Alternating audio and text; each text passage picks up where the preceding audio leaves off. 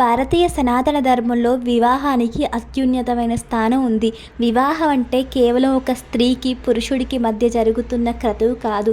వేద మంత్రాల సాక్షిగా, సర్వదేవతల సాక్షిగా అక్కడ దేవతల ఆశీర్వాదాలు తీసుకొని గృహస్థాశ్రమం స్వీకరించి అతిథి సేవ, ఇతరులకు సేవ చేయడం, లోక కళ్యాణం కోసం ఎన్నో మంచి పనులు చేయడం, యజ్ఞాలు, హోమాలు, వ్రతాలు, పూజలు చేయడం, ఇద్దరు కూడా సాధనలో పండిపోయి మోక్ష మార్గానికి అన్వేషించడం, సత్సంతానం ద్వారా పితృరుణం తీర్చుకోవడం, ఇవన్నీ వివాహంలో అంతర్లీనంగా ఉన్నాయి. వివాహం చేసుకునేటప్పటికి ముందే మనం పార్వతీ పరమేశ్వరు యొక్క దాంపత్యాన్ని అర్థం చేసుకోవాలి.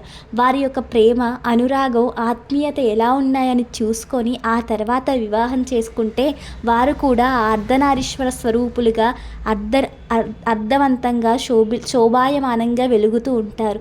వివాహం చేసుకునేటప్పుడు లక్ష్మీనారాయణులు పార్వతీ పరమేశ్వరుల యొక్క దాంపత్యం గురించి తెలుసుకున్నాక వివాహం చేసుకోవాలి.